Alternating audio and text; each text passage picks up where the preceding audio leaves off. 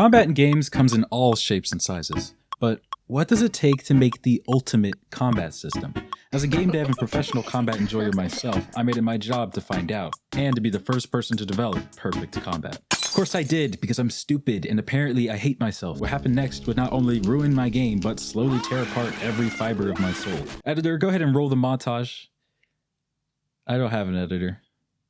I don't know why I said that. It is riffing time.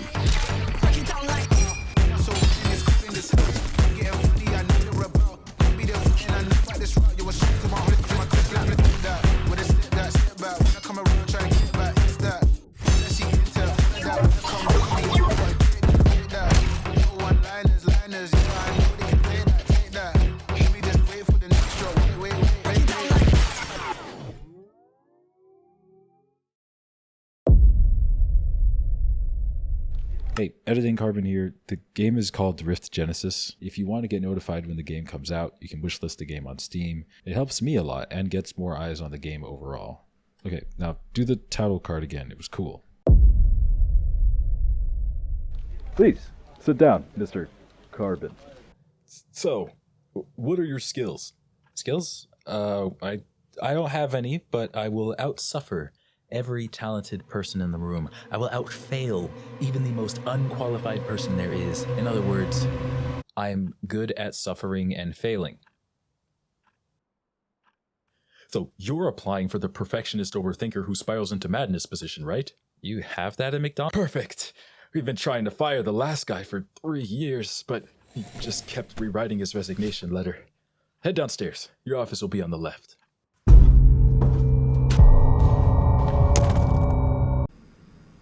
What? Is this you? It's definitely not me anymore. I'm a recovering perfectionist, and as a game developer, that causes a lot of very unique problems. I'm working on a super cool first-person movement melee slasher with an emphasis on sick combos and explosions. In my last video, I talked about my process of remaking my game's combat. I'm sure you remember the really cool Style Is Substance system, or that I totally didn't just name right now, where the only way to gain health is through torturing your adversaries in creative ways. Whenever you land a specific move, you get points. Those points go into a style bar. When that bar is full, you can then redeem those points for health. In a nutshell, my game won't let you be boring, be stylish, or die. So having a style-based health system is great, and I think overall it's one of the things that makes my game unique, but it only works when there's enough stylish things to do. But I'm only good at coming up with ideas when I don't need them, and so there I was, perusing my comment section searching for ideas to steal, when I started noticing a trend. Most of you guys should not have internet access. But also, a lot of you thought it would be cool if I added more melee weapons than the sword. You know, fun fact, but I actually collect swords because I have so much testosterone. My favorite one is this blade that looks like one and then boom, 1, 2 blades. Hold on. Hello, oh, look at the little guys. Good little man. Whoa, what the? Have you heard about our Lord and Savior? What? Oh, you're one of those door-to-door guys. Silence. Here, take the gospel. I think I'm good. If you haven't seen Solo Leveling, I highly recommend you give it a shot. Needless to say, after watching it, I had to add dual blades because, yeah, turns out they're pretty badass. Enter the Deco blades. I made this dope, sick, awesome model, and I had a friend help out with the animations. Shout out to him. In addition to all the essential animations, we decided to add flourish animations, an idea I stole straight from Ghost Runner. Basically, every so often when you jump, you do a little spin with the blade. Such a tiny detail, but like, oh, it's so cool. Now, since I decided you can have 2 melee weapons equipped at once because monogamy is boring, I needed each one to have a distinct purpose. So I split them into 2 categories: parrying weapons and deflecting weapons. Parrying weapons, like the sword, let you counter heavy projectiles like rockets. Deflecting weapons like the Deco blades are used to reflect lighter projectiles in the direction you're looking. To keep the deflecting from being too brainless, I added a stamina bar that automatically depletes and also goes down whenever you deflect, so you can't just spam it forever. This one change alone gave each weapon a unique role in different combat scenarios. The player always has a way to defend themselves. They just have to have enough brain cells to switch weapons. I also made sure each weapon had its own throw mechanic. The sword throw launches enemies into the air and juggles them. The blades stick onto an enemy and deal damage over time. While they're stuck, you obviously can't use the blades, but you can recall them early if you need them back faster. The dual blades definitely add a new style factor that wasn't there before, but as perfect as all that is, it can't be perfect combat until I fix the one big issue. If I've learned anything from game dev, it's to never assume the player will play the game right, no matter how much yellow paint, big red arrows, and glowing text you put everywhere. Even with all the functionality differences, there wasn't a strong enough reason to switch between weapons offensively. So I added a sharpness system, inspired by games with active reload mechanics like Gears of War. It's simple. Every time you land a hit with the weapon, its sharpness meter goes down a little bit. Once it runs out, the weapon becomes dull. You can still swing it, but it deals less damage and can't be thrown anymore. However, dual weapons can still be used defensively, so you can still parry with the dual sword. To sharpen your weapon, you just switch to the other one. The unequipped weapon will gradually and magically regain sharpness in the background, and once it's sharp again, you'll see a cute little icon near your crosshair to let you know you can kill stuff with it again. To add a skill aspect for all the hardcore pros in my audience, when your weapon is 2 or 3 hits away from being dull, the bar turns yellow. If you swap weapons while it's in this state, the weapon will sharpen twice as fast, rewarding good pull-out game and helping you keep combos alive while juggling both weapons. Alright, cool. That was a mouthful. The community's gonna flip though. The last thing they're expecting is a new weapon. I gotta make a post about it and get some external validation. Why am I moaning? Wait a minute. What am I doing? What if I don't post it? What if I let the suspense build up, you know, like a cryptic little teaser? This is why they pay me the big bucks. No one pays me. I ended up not teasing anything, effectively gaslighting myself into thinking silence was marketing. Turns out the longer I didn't post anything, the bigger I felt the reveal had to be, which would make me regret this very soon. Perfect combat would be completely wasted on brainlet enemies. As a lot of you mentioned, they aren't very fun to bully. I like assault and battery just as much as the next guy, Sweet dreams, baby. but only when they fight back. Makes it a lot more fun. I started by making the enemies I had do a bit more damage and be more aggressive. I also taught them some new attacks. For example, I have this big rock enemy called the Cancun. He's meant to be an up-close and personal enemy that you can't ignore. His main attack is a parryable charge attack. Yes, I know it needs animations and to look good and to be good and all that stuff, but I'm procrastinating, shut up. To make him a bit more dynamic when you're not directly fighting him, I gave him a ground pound that covers a pretty wide area and knocks you back, so he stays a menace even when you're not paying attention. But since the enemy variety isn't really there, I also wanted to add some new enemies. Believe it or not, there are plans to actually finish this game, so I figured I'd work on some enemies you'll find in the first area. Remember what I just said right there? How I was gonna make enemies in the... No, I'm not doing that anymore. I wanted to add a more humanoid enemy I could have proper duels with. It took a while to set up and get working right, but here's what he looks like. As you can probably tell, I haven't done the art for him yet. Again, I'm procrastinating, leave me alone, but it will come eventually. I also haven't named him, so if you want to help me with that, leave a comment below and I'll choose the one with the most likes. Now, let's go over his 3 attacks. The first one is just swinging his sword, or cube, it doesn't matter. He has a heavy swing and a small combo. If you get with the last attack on the combo, or the heavy swing, you get stunned and sent flying back. His second attack is a sort of anime-style AoE damage attack that leaves him vulnerable at the end. His last attack is less of an attack and more of a defense. I decided higher profile enemies like this one should be able to have some sort of anti-combo move so they don't instantly get diffed. The break is an idea I took from a game called Yomi Hustle, where you can create a sort of burst around you to get your attacker to stop molesting you. If you start to combo him, at some point he'll pull out one of these, which doesn't damage you, but pushes you off of him, breaking your combo. Oh, right, I forgot I haven't shown them anything since like last video. Since I was too nonchalant and mysterious, instead of making a meaningful update showing actual progress I made on the game, I decided to take random screenshots and send them to my friends telling them to spread them as leaks. Not good screenshots either. In my delusion, I thought this would hype people up, but all it did was confuse everyone. Instead of, here's how the combat system evolved, I've added all this really cool stuff, check it out. I went with, here's a blurry JPEG of a UI element with no context and a caption that just says, "The masses ain't ready, huh." With melee weapons getting a makeover, it only made sense for me to take another look at the guns too, especially after I mentioned in the last video that I wasn't sure how I wanted them to fit into the overall combat loop. I mentioned maybe going with the dual fire approach where you have a primary and a secondary fire that act differently, like Ultra Kill for example, but I don't want to encourage guns too much considering it's a melee game, so I made the primary fire be the secondary fire. Each gun now has a special effect or property that makes it an interesting weapon, but also a tool. Even with these changes, it still felt like the gun and sword combat were completely separate, and I wanted to find a way to integrate them a bit more. I did this by what I'm calling reload conditions. This is a bit more complicated to explain, so allow me to paint a very realistic and plausible picture. You're alone, walking down a dark alleyway on the most important errand you've ever been on in your life. You've been attempting to get someone to attack you so you can test out your family heirloom and secret weapon without any remorse. Suddenly, a scary knife guy comes out and demands you give him everything you have. No, please, don't hurt me. You scream pathetically. I can't wait to cut you with my knife. I'm going to kill you so hard. Your fists clench. You finally had what you needed. Filled with joy, you pull out your authentic World War I musket and shoot, the sound echoing off the walls of the surrounding buildings. Once the excessive amount of smoke clears, you look for his body. Although it's a musket, so you completely missed and you see him standing there confused but unhurt. Normally in this scenario, you'd have to ask him to wait patiently while you take your time looking at YouTube shorts trying to figure out how to reload a musket. Nothing beats a Jet 2 holiday. And right now, you can But save... now, reload conditions make that a thing of the past. Instead of reloading, you can fulfill whatever the reload condition for your gun is. For this example, let's say your musket's condition is doing a backflip. If it's out of ammo, just do a backflip, and the gun will magically reload itself. Although you still miss and get stabbed to death because muskets are terrible weapons. No. Wait. Now, in-game, it works the same way. Each gun has a specific reload condition making you actively try and land certain moves. Depending on what the weapon's actual function is, it can lead to seamless combos. Take the shotgun.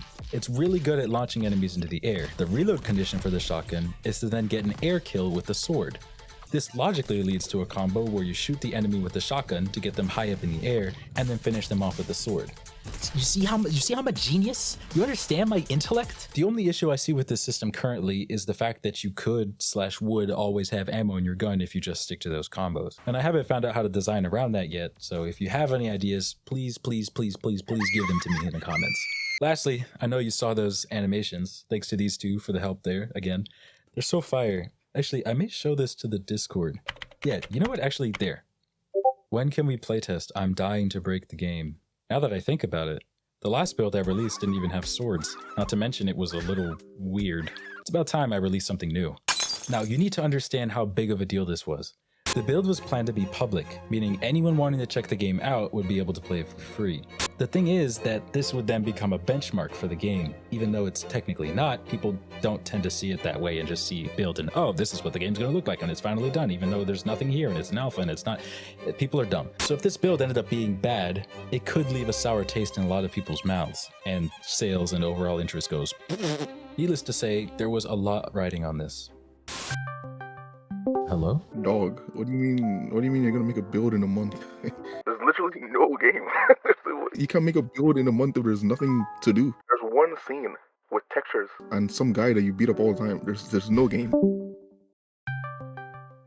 Yes? Dude, release a build, your track record says you'll just delay it, and if it isn't delayed, it'll be broken. Just announced it. How am I going to delay it as soon as I announce it?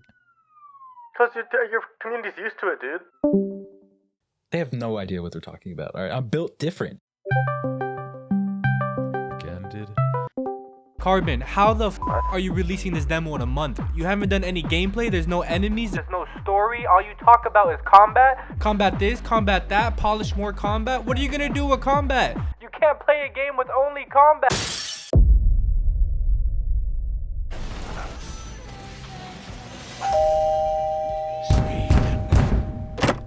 Hello, my favorite employee.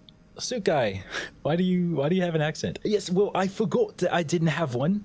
I also don't know what this accent is, but I don't feel like re-recording these lines, so just roll with it. All right, I have good news. You're being promoted. What? Really? Yes, your new title is Head Over Engineer. Here's a complimentary monster on us. Now, be a good boy and keep up the good work. Okay. Thank you. I appreciate it. Yeah. Well, that was unexpected. Sticker is swag though. With my renewed sense of purpose, I started to review the changes I had made to ensure there weren't any cracks in the foundation. All the new additions to the combat felt good, they felt great, but I couldn't shake the feeling that I was still missing something. I eventually came to the realization that the system I was so proud of was very easy to cheese. Let's say there's a move that gives the player 5 points. Cool, that's great, good job. But now let's say the player decides to do only that move when they're low on health and to farm up a bunch of points that way. Not good. So I started out with rebalancing the points for all the moves and changing the style bar's max to 50 points instead of 30. That changed the scale of the problem, but it didn't fix it. I spent so much time brainstorming, concepting, and prototyping ideas just for nothing to work. All I needed was one good idea, and I could finally move on to content for the build. But I just could not allow myself to ignore this issue, knowing that it could circumvent the entire combat system in a combat build. So I worked, and I cried, and I broke things, and I drove myself completely insane. Everything I made felt like it had cracks. Even when something was decent, it wasn't good enough. I was about to start from scratch completely until God came to me and bestowed this miracle of testimony that I have now that's called style storage. I don't know why I said that. It has two main parts. The first one is the storage part. Instead of doing that cool move and getting 5 points added to your bar immediately, those 5 points get put on the enemy. What does that mean? You only get those 5 points once you kill the enemy. Not only does this make it feel much more earned, but I also think it adds a layer of depth depending on what enemy you're fighting and the amount of health it has. Mainly because you want to find combos that get you as much style out of each enemy before it dies. The second part of style storage is the ranking system. The issue this solves was essentially that an enemy could store an infinite amount of style. If you did the 5-point move on an enemy with enough health that you could do it like 10 times, you would get 50 points. So I needed to implement a sort of cap. That's where my beautiful rankings come in. Each enemy's rank is displayed via a halo with no religious significance. I don't know why I'm specifying. It appears around them when they store a minimum of 5 points. The rank then changes when you reach the next rank's point threshold. If you get at least 10 points on an enemy, it becomes yellow. If you get at least 15, it goes to purple, so on and so forth, with the highest ranking being 20 points at red. What makes this work is that when an enemy dies, instead of getting the exact amount of points you put on that enemy, you get the amount proportional to the rank they died at, eliminating the issue of farming too much style. This does, however, put a lot of weight on how I balance the enemies and each individual move. But I actually hold the award for most plates of Mexican food balanced elegantly on one arm in a sexy waiter outfit, so it should be okay. Now I can finally get back to the build. It took that long? I need to start a tutorial. Yeah, I'll make a tutorial. Wait, I have no idea how to make a tutorial. Every tutorial I've made so far has just been a corridor with a bunch of text explaining things. I can't do that this time. This is gonna be the face of the game. Okay, I'll concept out a level and do my best to make it engaging. I wasted a whole day making this for some reason. All right, let's get someone to test it. What?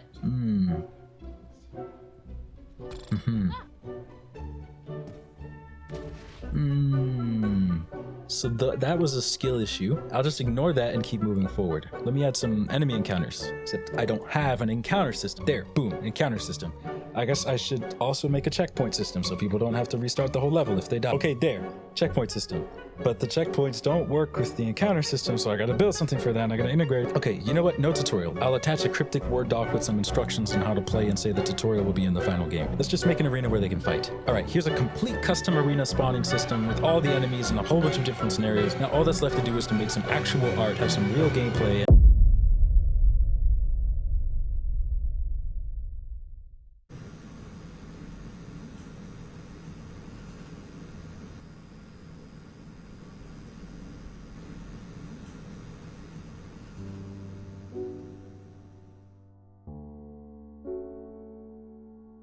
You ever work on something so hard you forget you exist?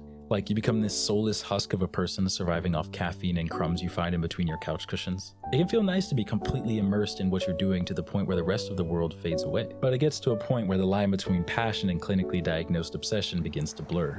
That's where I was. I believed that if I worked hard enough, didn't rest, didn't eat, didn't talk to anyone, I'd somehow cross the finish line with a smile and feel complete.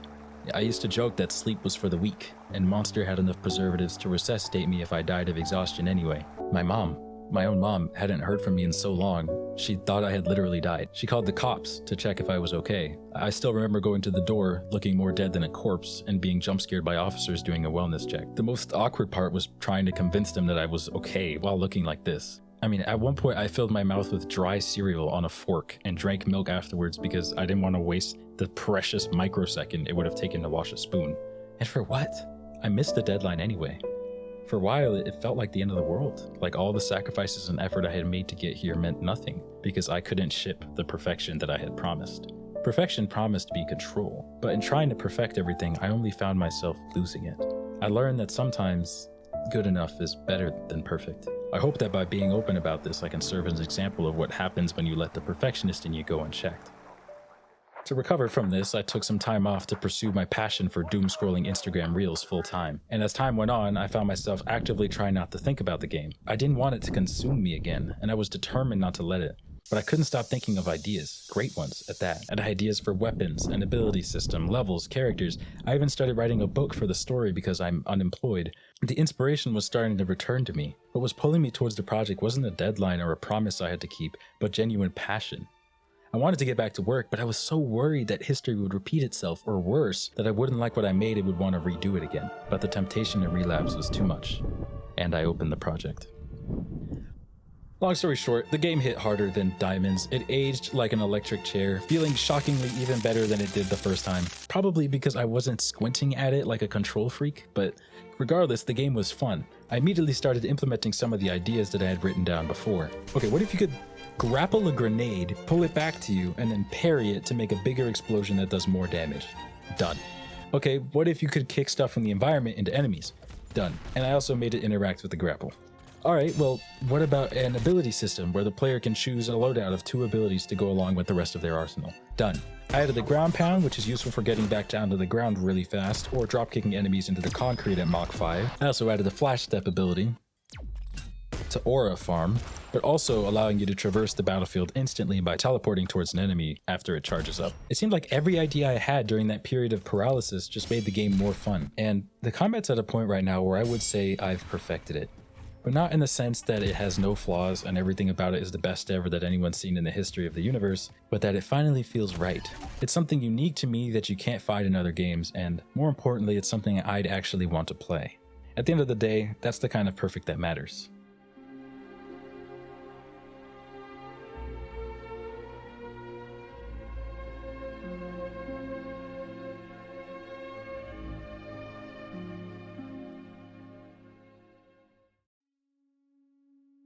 If you enjoyed this video, please let me know in the comments. This is kind of different than the stuff I usually make. I mean, it's longer than what I usually do, but I also want to make more storytelling type videos from here on out. So any feedback is greatly appreciated. Hey, I forgot to mention, I reopened the Patreon. I realized getting this game done the way I envision it is going to take a lot longer with the budget that I currently have for the game. So if you want to help support me and the project, I have left a link to the Patreon below. You can get early previews of videos, access to test builds, and if you're in the higher tiers, you can even be in the credits of the game. Why is it already fading to black? Hey, I'm not done. As always, there's a link to my Discord in the description if you want to join the rest of the cesspool. You can wishlist the game on Steam, link to that below too. Why is it fading so fast? Please wishlist so I can afford clean spoons and like animators and stuff. Also, quick tip I learned while I was barely surviving. If you microwave pizza with a cup of water next to it, the crust stays soft. You're welcome. Oh, but never.